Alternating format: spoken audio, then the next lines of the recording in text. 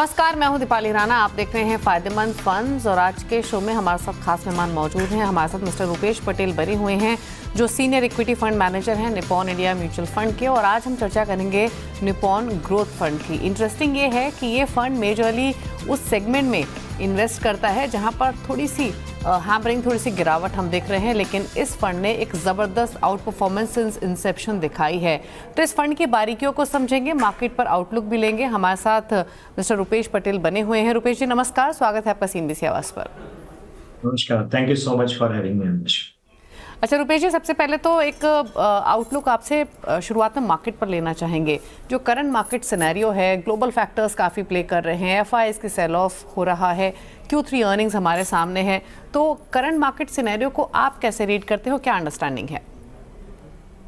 Surely अगर हम market देखें तो कोविड लोज से मार्केट ने लगभग 28% कैगर रिटर्न दिया है, लेकिन कहीं ना कहीं पिछले कुछ क्वार्टर्स में अर्निंग्स ग्रोथ लैग करने लगी हैं, और हम जो मार्केट में अभी देख रहे हैं वो एक कंसोलिडेशन फेज है। और आई थिंक हमें मार्केट को वो टाइम देना पड़ेगा जहां पे जो अर्निंग्स ग्रोथ एक्सपेक्टेशंस हैं और जो रियलिटी ऑफ अर्निंग्स ग्रोथ है वो कन्वर्ज हो।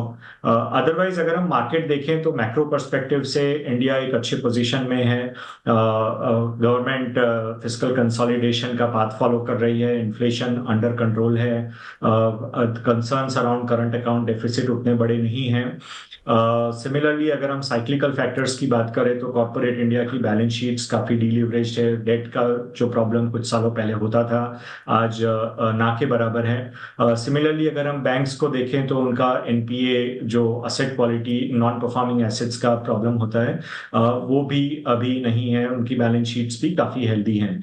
और जो हम स्ट्रक्चरल फैक्टर्स इंडिया को लेके बात करते हैं, जैसे इंडिया एक यंग कंट्री है, हमारा मीडियन एज 30 साल से नीचे है, मतलब कि जो इंक्रीमेंटल पॉपुलेशन है उसमें वर्किंग एज पॉपुलेशन का परसेंटेज बढ़ रहा है, तो ये सब फैक्टर्स जो हैं ये पॉजिटिव हैं। सो आई थिंक जो ये कंसोलिडेशन फेज है, once this phase gets over, otherwise जो लॉन्गर टर्म स्ट्रक्चरल फैक्टर्स है और जो साइक्लिकल फैक्टर्स है वो इंडिया के फेवर में है।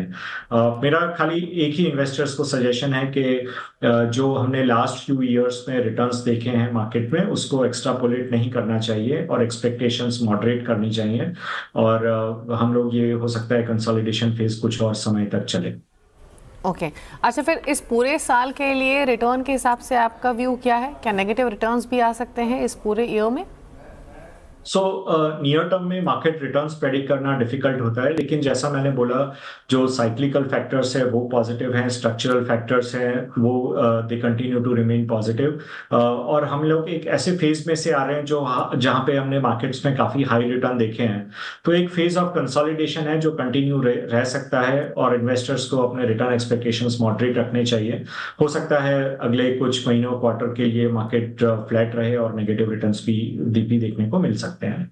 ओके अच्छा Rupesh ji, mid cap small cap space को आप कैसे समझते हैं अभी, क्योंकि काफ़ी हैमरिंग हुई है इस पूरे ही कैटेगरीज की, फिर चाहे वो मिड कैप्स हो या स्मॉल कैप्स हो, पैसा भी खैर यहाँ पर कई गुना बना है पिछले 2-3 सालों में देखें तो, लेकिन दो चीज़ें यहाँ पर आपकी मार्केट अंडरस्टैंडिंग के हिसाब से समझना चाहेंगे। पहला तो ये आपकी सोच क्या कहती है, थोड़ा और पेन बाकी है मिड कैप स्मॉल कैप में। दूसरा ये कि क्योंकि ये एक ऐसी कैटेगरीज हैं जो आमतौर पर रिटेल इन्वेस्टर को सबसे ज़्यादा अट्रैक्ट करती हैं, उनका interest mid cap small caps में कंपैरेटिवली ज़्यादा रहता है। नई बाइंग के हिसाब से मिड कैप स्मॉल कैप्स में क्या भी रुकना चाहिए या स्टैगर्ड वे में अच्छे इन्वेस्टमेंट स्टॉक्स आइडेंटिफाई करके आगे बढ़ना चाहिए? नो डाउट, जैसा कि आपने एकदम राइटली पॉइंट आउट किया, अगर हम कोविड लोज से देखें तो एनएसई मिड कैप 150 इंडेक्स लगभग 4.5 गुना हुआ है बॉटम से। सो रिटर्न्स अगर पर CAGR टर्म्स में बात करें तो लगभग 36% काइंड ऑफ रिटर्न्स मिले हैं, वेयर एज टॉप से मार्केट कुछ 15% करेक्ट हुआ है। नाउ इस करेक्शन का एक बहुत बड़ा रीजन ये है कि वैल्यूएशंस काफी बढ़ गए थे mid cap small cap categories में। इन्वेस्टिंग का जो एक बेसिक रूल है वो ये है कि आपका जो एंट्री वैल्यूएशंस होते हैं वो बहुत बड़ा रोल प्ले करते हैं कि आपको क्या रिटर्न्स इन्वेस्ट करके मिलेंगे। Now valuations on small cap, mid cap are higher as compared to large caps, which means कि अगर हम relative risk reward opportunity की बात करें तो large cap में risk reward favorable है as compared to mid cap, small cap. Having said that, mid cap, small cap एक bottom up कैटेगरी है जहां पे आपको एक कैटेगरी को सेम ब्रश से पेंट करने की जगह हमें इंडिविजुअल स्टॉक्स को देखना चाहिए। सो इंडिविजुअल स्टॉक्स के जो लिए उनके लिए जो ग्रोथ अपॉर्चुनिटी है, किस वैल्यूएशन पे वो अवेलेबल है, उनके क्या मैनेजमेंट क्वालिटी है, आई थिंक इन सब फैक्टर्स को भी ध्यान में रख के इंडिविजुअल स्टॉक स्पेसिफिक कॉल लेना चाहिए। और अब तक का जो अर्निंग सीजन रहा रुपेश जी, उसे आप कैसे रीड करते हैं? हालांकि अंडरस्टैंडिंग यही थी कि अर्निंग्स इस बार की बहुत फायरवर्क्स लेकर नहीं आएंगी, बट सो फार जो नंबर्स आए हैं क्या वो इन लाइन विद एक्सपेक्टेशंस आए हैं या फिर नेगेटिव पॉजिटिव सरप्राइजेस भी दिखे? सर नो डाउट अगर हम Q2 के अर्निंग्स देखें तो उधर एक्सपेक्टेशन था कि अर्निंग्स वीक रहेंगे एंड Q3 वाज आल्सो ऐसा कोई बहुत बड़े एक्सपेक्टेशंस नहीं थे जैसा आपने भी पॉइंट आउट करा।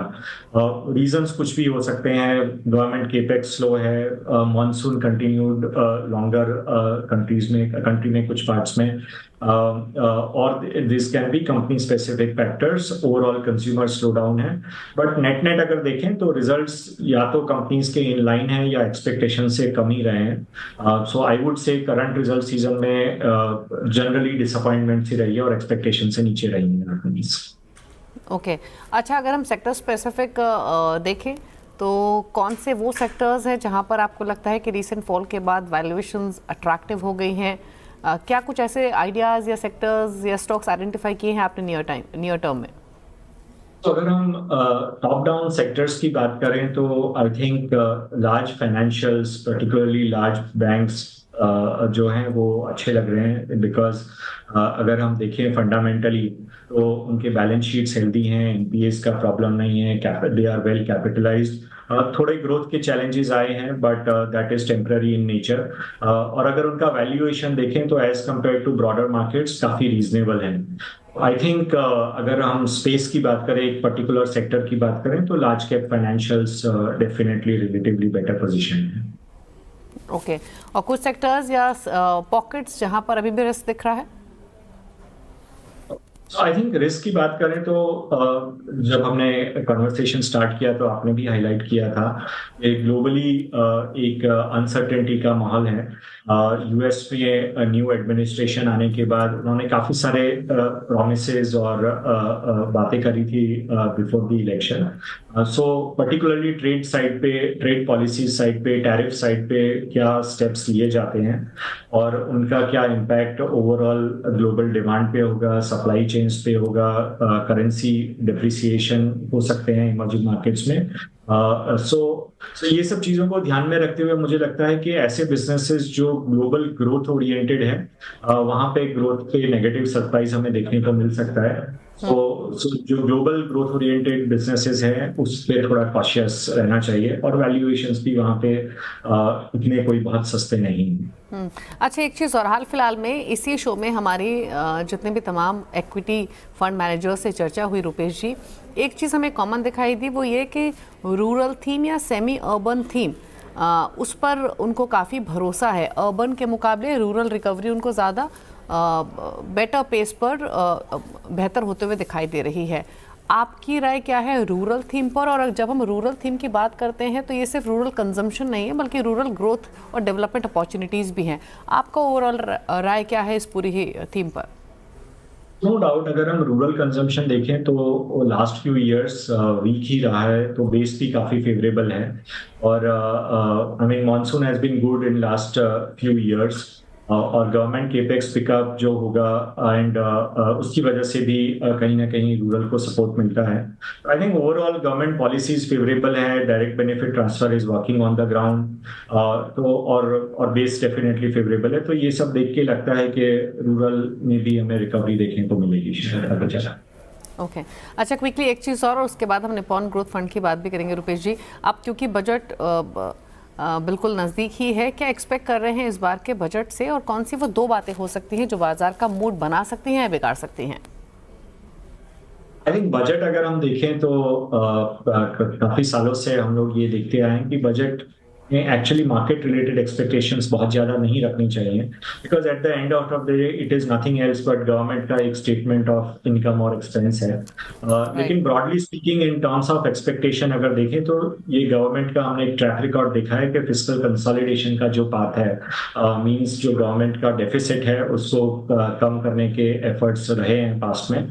सो आई थिंक वो एफर्ट्स कंटिन्यू रहेंगे। जिस तरह पास्ट में गवर्नमेंट का फोकस केपेक्स पे रहा है, आई थिंक वो फोकस भी कंटिन्यू रहेगा। So in terms of expectation government capex पे continued focus, and at the same time overall consumption में जो स्लो डाउन है, तो if there are any measures around supporting consumption, so these can be two things to look forward to. Okay, चलिए, तो ये तो market पर और तमाम सेक्टर्स पर एक क्विक चैट हुआ रुपेश जी के साथ। लेकिन रुपेश जी, अपने निप्पॉन इंडिया ग्रोथ फंड की बात करते हैं। सिंस इंसेप्शन लेकर अब तक देखें तो काफ़ी स्ट्रॉन्ग परफॉर्मेंस इस पर्टिकुलर फंड की रही है। तो कुछ और डिटेल्स आपसे डाइव इन करना चाहेंगे इस फंड के बारे में। एग्जैक्टली ये फंड है क्या, किस तरीके की पास परफॉर्मेंस रही है? So no doubt, I think ये फंड जो है एक मिड कैप ओरिएंटेड फंड है। सो बाय रेगुलेशन किसी भी पॉइंट इन टाइम पे मिनिमम 65% फंड जो होता है वो मिड कैप स्टॉक्स में इन्वेस्टेड होता है। हम परफॉर्मेंस की बात करें तो longer term performance track record बहुत ही स्टुपेंडस है। लगभग पिछले 29 साल से ये फंड एग्जिस्ट करता है, और इन 29 सालों में 22% से भी ज्यादा कैगर रिटर्न इस फंड ने डिलीवर किया है अक्रॉस मार्केट साइकिल्स। इस 29 साल की जर्नी में हमने मल्टीपल करेक्शंस देखे हैं मार्केट में। कोविड, ग्लोबल फाइनेंशियल क्राइसिस जैसे बड़े बड़े डिसलोकेशन देखे हैं, लेकिन despite that the fund has delivered healthy returns to investors over long periods of time. So I think जो लॉन्गर टर्म ट्रैक रिकॉर्ड है वो काफी हेल्दी है। Approach mid cap oriented stocks पे फोकस रहना है तो at any point in time 65% mid cap stocks रहेंगे। सो या I mean this is the okay, अच्छा, जो इन्वेस्टमेंट रैशनले है इस पर्टिकुलर फंड के पीछे over the period of time वो क्या रहा है, और यहाँ से आगे के लिए आपका इन्वेस्टमेंट अप्रोच क्या रहेगी? तो इन्वेस्टमेंट अप्रोच इस फंड में हमारा बहुत सिंपल रहा है। नंबर 1, फंड को डाइवर्सिफाई करके रखना, ताकि जब आप स्मॉलर कंपनीज में इन्वेस्ट करते हैं तो जो रिस्क होते हैं उसको मैनेज करना बहुत इंपॉर्टेंट होता है। तो एक रिस्क मैनेजमेंट पे हमारा काफी फोकस रहा है इस फंड पे, पास में भी और आगे भी रहेगा। दूसरा एक इम्पॉर्टेंट है कि जब हम इन्वेस्ट करते हैं इस फंड में या पोर्टफोलियो कंस्ट्रक्ट करते हैं, तो हम कोई भी स्टाइल बायस नहीं रखते हैं, मतलब ग्रोथ है या वैल्यू है। हम ऐसे अपने आप को एक बकेट में, एक बॉक्स थिंकिंग नहीं करते हैं। जहां भी हमें अपॉर्चुनिटी दिखती है वहां पे हम जाके एक्सपोजर लेते हैं। जहाँ पे हमें रिलेटिव रिस्क रिवॉर्ड अच्छा दिखता है as compare to rest of the market, हम लोग उधर जाके इन्वेस्ट करते हैं। Thirdly, in terms of market cap bias, जैसा कि मैंने बताया, बिकॉज ये मिड कैप ओरिएंटेड फंड है, तो अबाउट 65% हमेशा मिड कैप स्टॉक्स में एक्सपोजर रहता है। Remaining 35% can be into mid cap, large cap और स्मॉल कैप। सो अप्रोच रहा है कि पोर्टफोलियो में अच्छे बिजनेसेस में इन्वेस्ट करें, बिजनेसेस जो over a period of time काफ़ी बड़े हो सकते हैं as compare to their current size, या ऐसे बिजनेसेस में इन्वेस्ट करें जहाँ पे कुछ ऑप्शनैलिटी उनके अराउंड हो, जो अगर ऑप्शनैलिटीज प्ले आउट होती हैं तो आपके जो पे ऑफ है वो काफ़ी डिस्प्रपोर्शनेट हो सकते हैं। या ऐसे बिजनेसेस में इन्वेस्ट करें जहां पे मार्केट के स्पेसिफिक फैक्टर्स की वजह से या कंपनी स्पेसिफिक फैक्टर्स की वजह से जो कंपनी का अंडरलाइन वैल्यू है और मार्केट उसको जो आज प्राइस कर रहा है उसके बीच में गैप है। तो ऐसी अपॉर्चुनिटीज को भी हम पोर्टफोलियो में कैप्चर करने की कोशिश करते हैं। ब्रॉडली ये हमारा इन्वेस्टमेंट अप्रोच है which has work for the fund in the past, और आगे भी हम इसी को फॉलो करते रहेंगे। ओके, चलिए, तो इन्वेस्टमेंट रैशनले की बात हुई इस फंड के पीछे, लेकिन अब आगे हम फोकस इस बात पर करेंगे कि सेक्टर स्पेसिफिक एलोकेशन इस फंड के थ्रू कहाँ कहाँ किया जा रहा है, और साथ ही कितने समय में यूजुअली जो एलोकेशन किया है उसको चर्न करता है ये फंड, और कितने समय में रिव्यू करता है। तमाम बारीकियाँ भी समझेंगे, लेकिन उससे पहले रुक रहे हैं छोटे से ब्रेक के लिए। रुपेश पटेल हमारे साथ बने हुए हैं, जल्द वापस आते हैं छोटे से ब्रेक के बाद।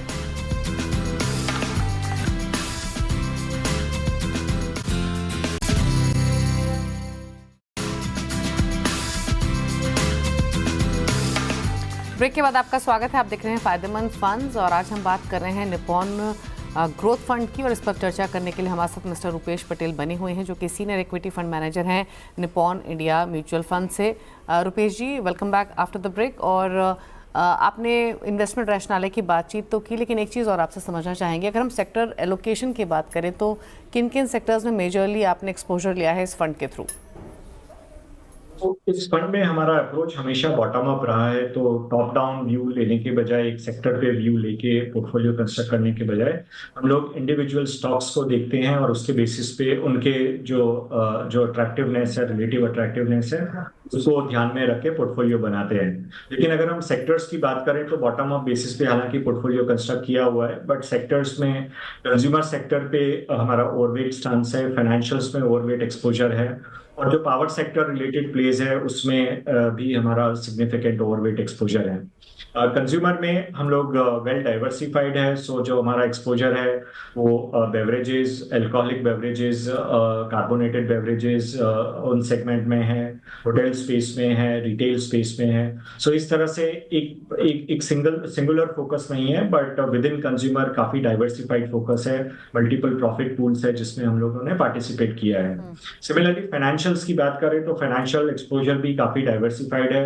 हमारा एक्सपोजर न सिर्फ स्मॉल बैंक्स लेकिन जो एनबीएफसीज हैं, जो कैपिटल मार्केट प्लेस हैं, जो इंश्योरेंस कंपनीज हैं, वहां पे भी है। तो इस तरह से फाइनेंशियल एक्सपोजर भी काफी डाइवर्सिफाइड है। पावर की बात करें तो अपार्ट फ्रॉम कन्वेंशनल पावर, जहां पे हमें लगता है कि अगर हम इंडिया की करंट डिमांड सप्लाई सिचुएशन देखें तो अगले कुछ सालों में यहाँ पे काफी इन्वेस्टमेंट्स होने चाहिए। Eight the same time India ने जो कमिटमेंट है कि बाय 2030 हम 500 gigawatt renewable energy capacity base बनाएंगे, तो उसको ध्यान में रखते हुए रिन्यूएबल साइड पे भी काफी अपॉर्चुनिटीज हो सकती हैं।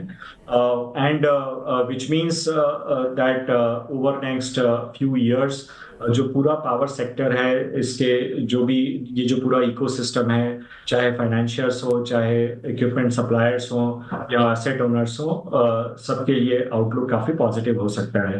तो ब्रॉडली ये 3 सेक्टर्स है जहां पे हमारा ओवरवेट स्टांस है एज ऑफ नाउ पोर्टफोलियो में। अच्छा रुपेश जी, ऑटोमोबाइल सेक्टर में भी आपका एक्सपोजर है और अगर हम पीवी सेगमेंट देखें स्पेशली या overall auto as a pack देखें तो Hyundai में आपने एक्सपोजर लिया हुआ है। क्या स्ट्रैटेजी है आपकी ऑटोमोबाइल्स को लेकर? और ऑटोमोबाइल्स में कई ऐसे मिड कैप्स में और स्टॉक्स हैं जिन्होंने काफ़ी अच्छी परफॉर्मेंस दिखाई है, जिनकी परफॉर्मेंस को लेकर आगे काफ़ी एक्सपेक्टेशंस हाई हैं, लेकिन Hyundai के साथ स्टिक करने के पीछे कोई खास वजह और ओवरऑल इस पूरे ही सेक्टर को लेकर क्या वजह है?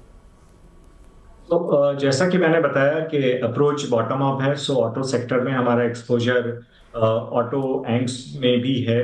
सो काफी जो एंसिलरी कंपनीज है उधर भी हमने एक्सपोजर लिया हुआ है। इंडिविजुअल स्टॉक्स हम लोगों के लिए डिस्कस करना थोड़ा डिफिकल्ट हो रहा है। ओके अच्छा, क्योंकि अब इस फंड के थ्रू रुपेश जी मेजरली मिड कैप्स में एलोकेशन आपका ज़्यादा है, और तो फिर आपकी एग्जैक्टली जो रिव्यू स्ट्रैटेजी होती है वो कब आप करते हैं, या फिर जो भी एलोकेशन आपने मिड कैप्स में की हुई है उसको रिव्यू करके चेंजेस आप क्या कभी भी कर सकते हैं, या कोई एक सेट टाइमलाइन है कि एटलीस्ट इतना समय इस पर्टिकुलर स्टॉक को देना है? बेसिकली ये क्वेश्चन के पीछे का लॉजिक ये है कि जैसे अभी मिड कैप्स में हम काफ़ी गिरावट देख रहे हैं, तो इस तरीके के फॉल में क्या आप नई अपॉर्चुनिटीज़ आइडेंटिफाई करके ऐड करते हैं, या फिर एग्जिस्टिंग होल्डिंग से निकलना हो, या फिर एक्सपोजर कम करना हो, कुछ इस तरीके की स्ट्रैटेजी भी अपनाते हैं क्या? तो अगर हम फंड को देखें तो it's an active fund. Active fund से मतलब है कि हम लोग कंटिन्यूअस बेसिस पे जो मार्केट में रिस्क रिवॉर्ड अपॉर्चुनिटीज हैं और हमारे पोर्टफोलियो में जो स्टॉक्स हैं उसमें रिलेटिवली रिस्क रिवॉर्ड अपॉर्चुनिटीज कैसी हैं उसको इवेल्युएट करते रहते हैं। तो अगर हो सकता है कि हमारे पोर्टफोलियो में ही कोई स्टॉक करेक्ट हो गया है जिसकी वजह से as compare to some other stock आज ज्यादा अट्रैक्टिव फील होता है, तो हम लोग उसमें हमारा वेट बढ़ाने की कोशिश करते हैं। सो सिमिलरली मार्केट में अगर कोई ऐसा स्टॉक है जो हमारे पोर्टफोलियो में नहीं है, हम लेना चाहते थे लेकिन हाई वैल्यूएशन की वजह से आपने कंसिडर नहीं किया था, लेकिन आज प्राइस करेक्शन की वजह से वैल्यूएशन फेवरेबल है, तो ऐसे स्टॉक्स को हम ऐड करते हैं। सो ये कंटिन्यूअस प्रोसेस है जो चलता रहता है, और इसमें कोई टाइमलाइन या ऐसा कुछ नहीं है कि आपने इन्वेस्ट करा तो देन आप उस पोर्टफोलियो को स्पेसिफाइड टाइम तक चेंज नहीं कर सकते हैं। तो ये एक हमेशा कंटिन्यूअस प्रोसेस रहता है जो किसी भी एक्टिव फंड में जिस तरह से हम मैनेज करते हैं। तो पिछले 1-1.5 महीने में जो हमने फॉल देखा, 2 महीने में, इस फॉल में आपने कुछ स्ट्रैटेजी चेंज की अपनी एलोकेशन को लेकर?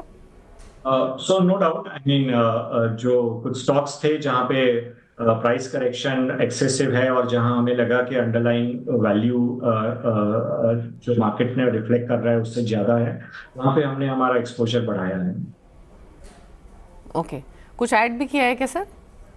हाँ जी, थोड़े एक्सपोजर्स ऐड किए हैं।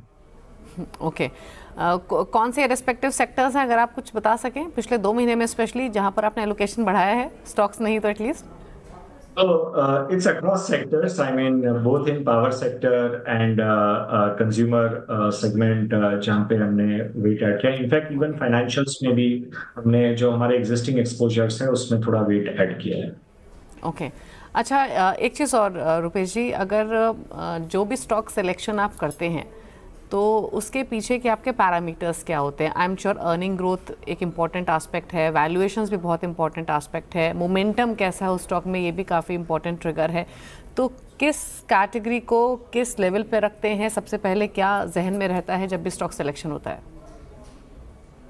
आपने काफी इंपॉर्टेंट क्वेश्चन पूछा है और इसका आंसर बहुत ही we can discuss this in hours also, लेकिन फिर भी मैं शॉर्ट में अगर कोशिश करूँ इसको एक्सप्लेन करने की, तो आई थिंक एक मिड कैप कैटेगरी में जब हम इन्वेस्ट करते हैं तो एक जो सबसे पहला क्वेश्चन हम अपने आप को पूछते हैं वो ये जो स्टॉक है, जो ये कंपनी है, ये जिस कैटेगरी में ऑपरेट कर रही है, ये कैटेगरी में ग्रोथ रनवे किया है।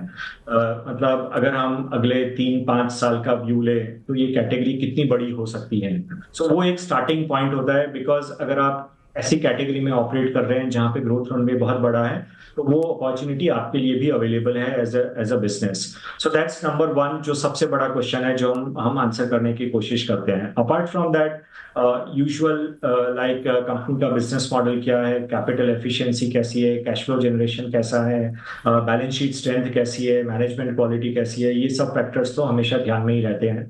सो ग्रोथ रनवे कितना बड़ा अवेलेबल है वो एक इंपॉर्टेंट क्वेश्चन है। एंड सेकेंडली, उस ग्रोथ को कैप्चर करने के लिए हम क्या वैल्यूएशन पे कर रहे हैं, बिकॉज जैसा मैंने पहले भी बताया कि इन्वेस्टिंग का एक बेसिक रूल है कि आप जो स्टार्टिंग पॉइंट पे वैल्यूएशन, जब आप खरीद रहे हैं तब जो वैल्यूएशन है वो आपके रिटर्न में बहुत बड़ा रोल प्ले करता है। तो ग्रोथ है, लेकिन अगर वैल्यूएशन बहुत ज्यादा एक्सपेंसिव है तो हम थोड़े कॉशियस रहते हैं। सो अगर आपको मैं 2 पॉइंट्स में एक्सप्लेन करूं तो जो ग्रोथ रनवे अवेलेबल है और किस वैल्यूएशन पे वो ग्रोथ अपॉर्चुनिटी अवेलेबल है, ये 2 सबसे इंपॉर्टेंट फैक्टर्स हैं जो हम ध्यान में रखते हैं। ओके, अच्छा, एक लास्ट क्वेश्चन और एक क्विक क्वेश्चन, कौन सी कैटेगरी ऑफ इन्वेस्टर्स को ये फंड सूट करता है? एटलीस्ट कितना टाइम होराइजन लेकर चले अगर एक्सपोजर ले इन्वेस्टर्स निपॉन ग्रोथ फंड में? So no doubt, mid cap category जो है वो as compare to large cap category ज्यादा वॉलेटाइल होती हैं। Valuations on the higher side है, दो ऑफ लेट थोड़ा करेक्शन हुआ है। सो जो नंबर 1 पॉइंट है इन्वेस्टर को ध्यान में रखना चाहिए वो ये, जो लास्ट 1-2 साल के रिटर्न्स हैं उसको एक्स्ट्रापोलेट ना करें, आपके जो रिटर्न एक्सपेक्टेशंस है उसको मॉडरेट रखना चाहिए। दूसरा ये कि जब आप इस कैटेगरी के फंड्स में इन्वेस्ट करते हैं तो थोड़ा लॉन्गर टर्म ओरिएंटेशन रख के इन्वेस्ट करना चाहिए। So instead of thinking in terms of months, आपका जो इन्वेस्टमेंट होराइजन है 3 to 5 years मिनिमम होना चाहिए। जितना लंबा इन्वेस्टमेंट होराइजन रखेंगे उतना आपके जो एक्सपेक्टेशंस हैं, जो आउटकम है वो फेवरेबल रहने की प्रोबेबिलिटी बेटर हो जाती है। सो 2 चीजें, रिटर्न एक्सपेक्टेशंस मॉडरेट रखिए और लॉन्गर टर्म पर्सपेक्टिव से इन्वेस्ट कीजिए। आई थिंक ये 2 चीजें बहुत इंपॉर्टेंट है। ठीक है, तो लॉन्ग टर्म पर्सपेक्टिव से इन्वेस्टमेंट करें, एक्सपेक्टेशंस रिटर्न्स को लेकर थोड़ी सी मॉडरेट रखें। जिस तरीके का पैसा इक्विटी हो या म्यूचुअल फंड्स हो बना है पिछले 2 सालों में, उस तरीके के रिटर्न्स कभी कभी मार्केट में बनते हैं, कंसिस्टेंटली नहीं बनते हैं। तो अगर ऐसा सोचकर चलेंगे तो डेफिनेटली डिसअपॉइंट होंगे। मॉडरेट रिटर्न्स ज़रूर आपको मिलेंगे, लेकिन लॉन्ग टर्म इन्वेस्टमेंट की स्ट्रैटेजी ज़रूर रखें। चलिए, शुक्रिया आपका रुपेश जी आने के लिए शो में, और इस फंड के बारे में तो आपने डिटेल्स बताई ही, साथ ही मार्केट्स पर भी अपने व्यूज़ शेयर करने के लिए thank you so much. Thank you so much.